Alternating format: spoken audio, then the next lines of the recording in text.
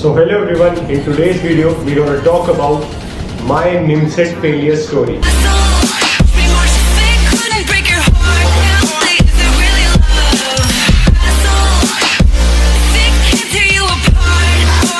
यार ये सब चीज़ें ऐसे खुले में बताने की नहीं होती, लेकिन फिर भी यार YouTube है, हम सारे अब 21,500 प्लस सब्सक्राइबर की फैमिली हो चुके हैं।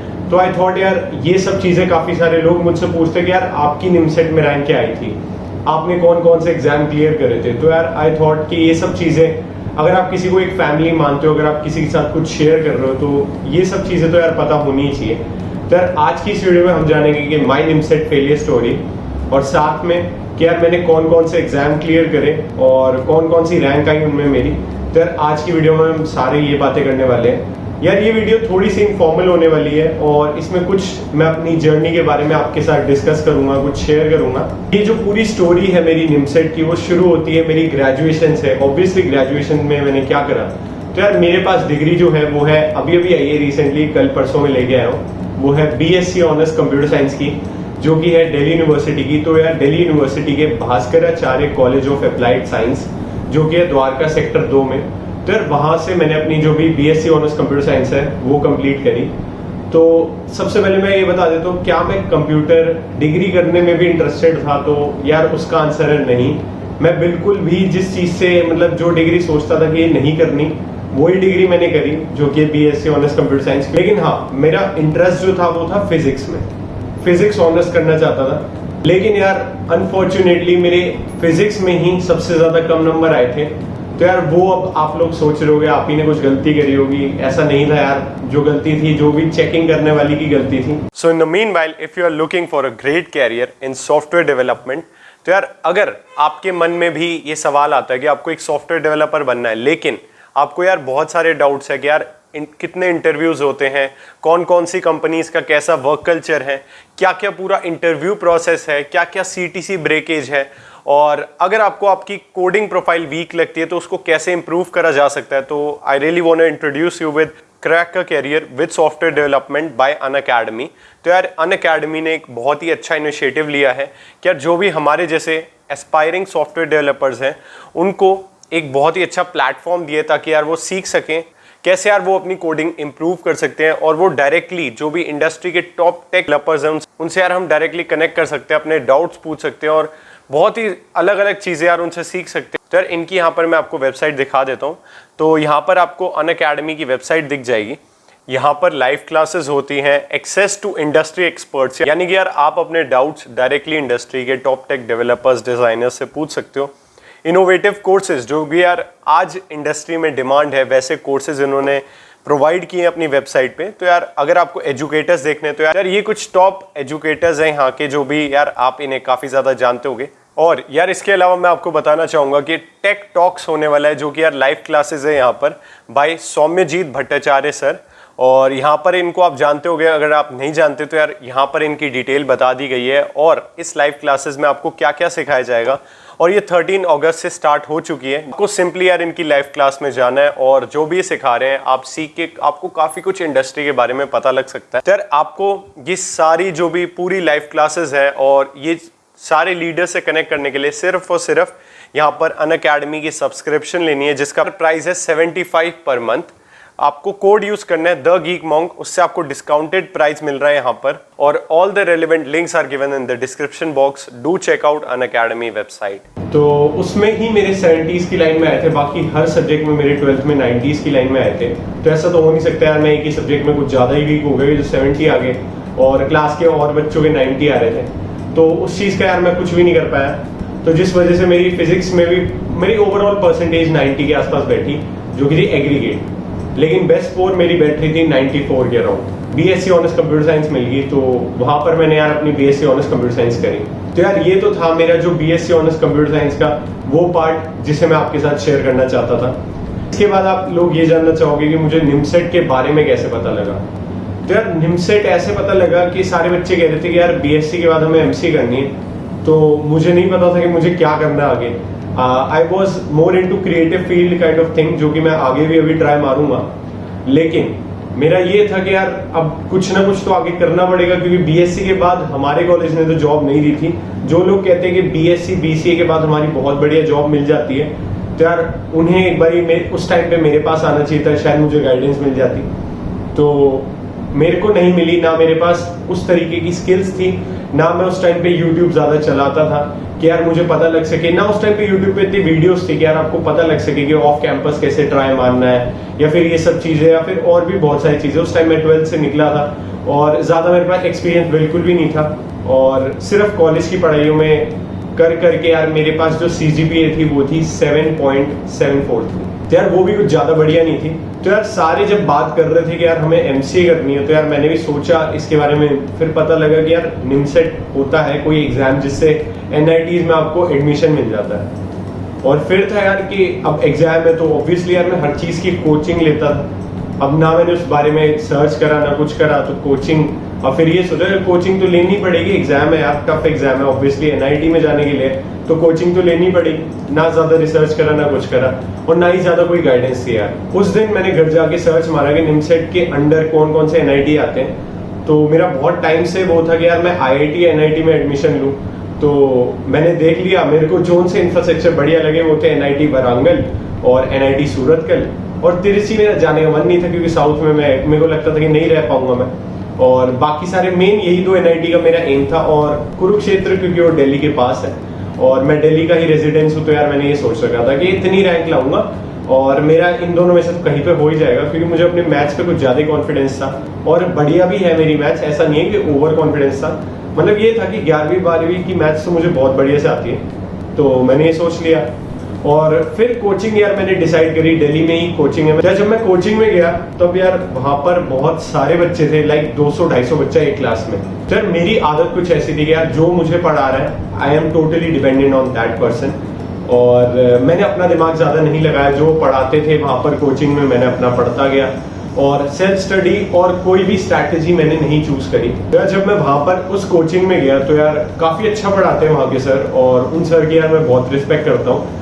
लेकिन यार वो एक पर्सन है, और 200 बच्चों के ऊपर सिंगल हैंडेडली ध्यान देना आपके ऊपर एक तरीके से यार इम्पॉसिबल है। तो मेरे को आदत है ज्यादा डाउट्स पूछने की, और वहां पर यार फ्लो में सब कुछ चल रहा है, बीच में आप पूछो यार ये इसका क्या मतलब है, उसका क्या मतलब है। अगर एक टॉपिक को आपको समझ ही नहीं आ रहा तो यार सर भी कितनी बार पढ़ा लेंगे। तो मेरी कुछ ऐसी आदत थी, और जहां तक मैं कोचिंग में पढ़ गया था तो उसके बाद मैं घर पे नहीं पढ़ता था ज्यादा, क्योंकि मुझे लगता था वही सफिशिएंट है, मेरे को जितनी रैंक लानी है मैं इतने में पढ़ के ले आऊंगा। यार मैंने कोचिंग ली ढंग से, और लेकिन मेरे पास कोई भी स्ट्रैटेजी नहीं थी, और ना ही मैं यार इतने ज्यादा क्वेश्चंस प्रैक्टिस करता था बारी बारी कि यार मुझे जो क्वेश्चंस है वो रिमेम्बर हो जाए। ना मुझे इतना पता था कि यार कहीं मतलब इंडिया में और भी बहुत सारे इंस्टीट्यूट है और बहुत सारी ऐसी जगह है यार जहाँ पर बहुत सारे बच्चे ऐसे हैं कि जो क्वेश्चंस करते रहते एक ही क्वेश्चन को इतनी बारी कर लेते कि यार उन्हें रिमेम्बर हो जाती वो चीज। लेकिन ये चीज सही में ऐसी होती है, और काफी सारे स्टूडेंट ऐसा करते हैं, जिसकी वजह से यार क्या होता है कि आपको जब नया क्वेश्चन आपके पास आता है ना, तो आपको वो सॉल्व करने के लिए जो टाइम होता है वो इंक्रीज हो जाता है, क्योंकि यार आपने बहुत सारे क्वेश्चन पहले से देखे होते हैं और आपको उनके आंसर याद हो जाते हैं। तो अब एक बार मैं बता देता हूँ कि मेरे साथ यार निमसेट वाले दिन पे क्या हुआ था। तो यार मैंने निमसेट जो दिया था वो था 2018 में। तो 2017 का अगर किसी ने पेपर देखा हो तो यार मुझे काफी आसान लगा था। तो मुझे पता लग गया था कि जितनी इस वक्त मैं पढ़ाई कर रहा हूँ उतने में मेरा निमसेट टॉप 5 NIT में आराम से हो जाएगा, और मैंने उतनी पढ़ाई करी थी। और 2018 का अगर आप पेपर देखोगे तो यार वो 2017 के कंपैरिजन में काफी ज्यादा टफ आ गया था, मुझे तो लगा था उस टाइम पे जब मैं कर रहा था। तो जिसकी वजह से यार वहां पर मेरा पेपर खराब हो गया था, और यार जो मेरी रैंक आई थी वो आई थी 762।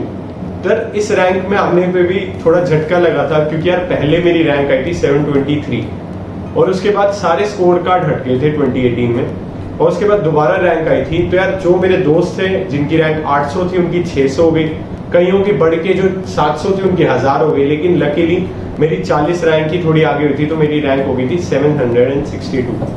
तो इसमें मुझे पता लग गया था यार कि मेरा NIT तो नहीं होना, क्योंकि अब तो सीटें बढ़ गई हैं लेकिन पहले नहीं थी। तो अब मुझे पता लग गया था कि इट्स अ फेलियर। जिस एग्जाम के डिपेंडिंग में रह रहा था वो फेल हो चुका है, और अब जो DU है, DU मेरा निकल ही नहीं सकता। वो मेरा पहले ही assumption था, क्योंकि यार उसका पैटर्न बिल्कुल डिफरेंट था। और ना ही मैंने ग्रेजुएशन मैथ्स को उतनी प्रैक्टिस करी थी जो मेरा निकले। यार मैंने बाकी एग्जाम जो थे अब वही निकालने थे, और जितनी आप यार मेहनत कर रहे हो, जितना आपका कैलिबर है, अगर उस हिसाब से आपको यार कॉलेज ना मिले तो बहुत ज़्यादा सदमा लगता है, और तो वो मुझे लग चुका था उस टाइम पे। तो उसके बाद अब मैं आपको एक बार बता देता हूँ कि मैंने कौन कौन से एग्जाम क्रैक करे और कौन कौन से एग्जाम दिए थे। मैंने उस टाइम पे जो एग्जाम दिए थे वो है निमसेट, BHU, DU-MCA, IPU का उस टाइम पे अलग होता था, IPU का एक अलग से एग्जाम होता था, वो निमसेट के कंपैरिजन में काफी इजी होता था।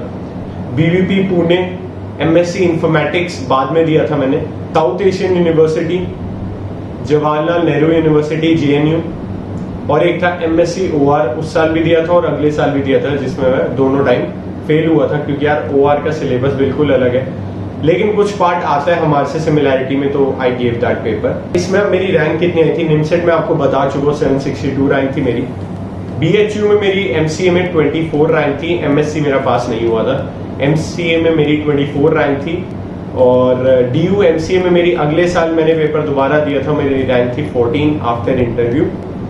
फिर आया IPU में 2018 में मेरी रैंक थी 175, उसमें मुझे आपका जो USIT वो भी मिल रहा था, लेकिन वो 3rd राउंड तक मिला था, और मैंने 2nd राउंड में ही BVP फिक्स करा दिया था क्योंकि मुझे लग रहा था कि मुझे नहीं मिल सकता USIT, तो मेरा BVP फिक्स हो गया था। इसके अलावा BVP एक पुणे में भी है, वो भी एक काफी अच्छा इंस्टीट्यूट है, उसकी रैंक मेरी आई थी 14।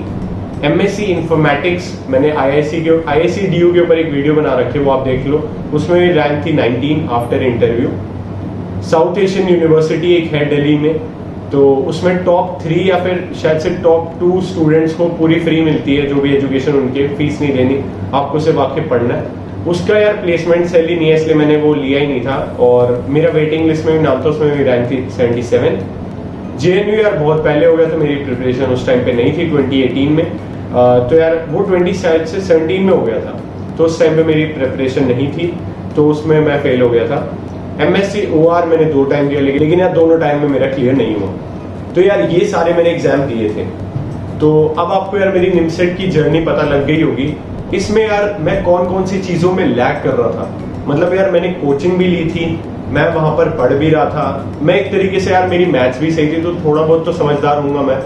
तो अब यहाँ पर मैं कौन कौन सी चीजों में लैग कर रहा था वो मैं आपके साथ, मैंने बाद में एनालाइज करा था कि यार मेरे से ऐसी क्या गलती होगी कि यार मेरी टॉप 500 बच्चों में भी रैंक नहीं आई।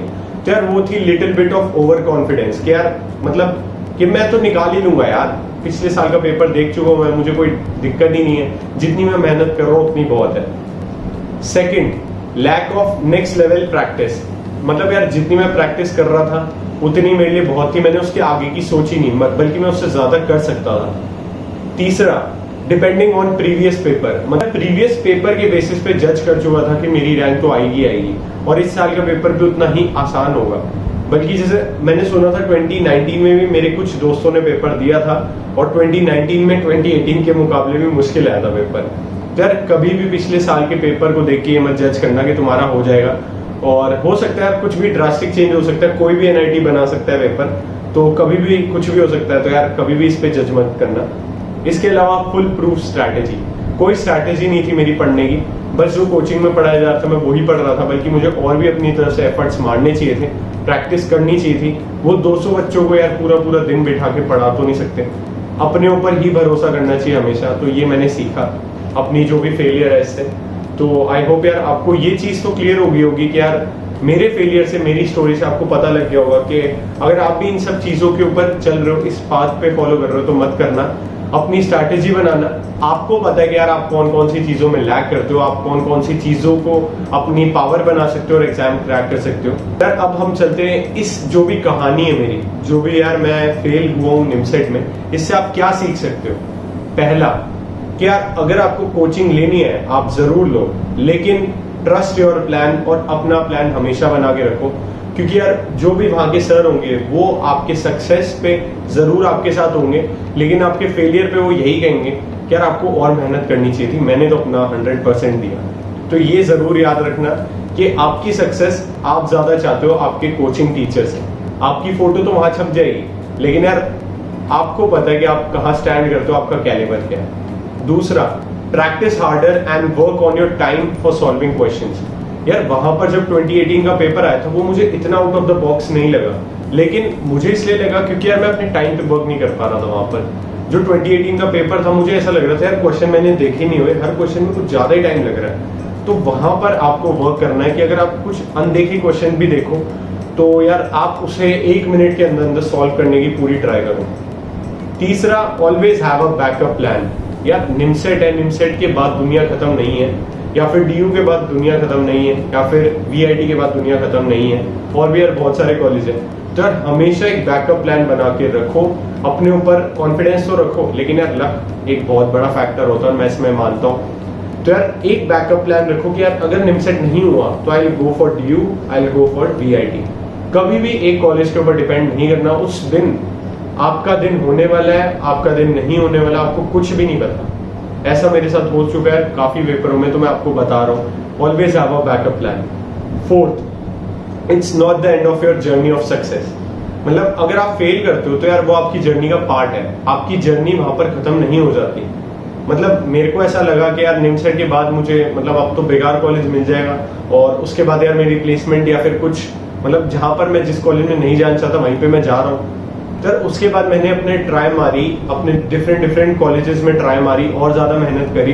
तो उसके बाद मुझे जहां मैं जाना चाहता था, जहां मुझे लगता था मेरा नहीं हो पाएगा, वहां पर भी मेरा एडमिशन हुआ, जबकि मैंने मेहनत करी। तो यही मैं आपको बताना चाहूंगा। आई होप यार आपको मेरी जर्नी और मेरी यार डिफरेंट एमसीए जो मैंने एग्जाम दिए हैं वो आपको पता लग गए होंगे इसमें मेरी क्या रैंक है। तो आई होप यार आपको ये वीडियो अच्छी लगी हो। अगर अच्छी लगी हो तो यार do give it a thumbs up. तो आई होप यार this video have made impact on your journey as well as on your life. और आप इसके बाद यार कुछ नया जरूर सीखे होगे। तो यार अपने दोस्तों के साथ जरूर शेयर करना, और अगर अभी तक आपने मेरे चैनल को सब्सक्राइब नहीं करा है तो जरूर do give it a subscribe. आज की वीडियो में इतना ही। Thank you so much.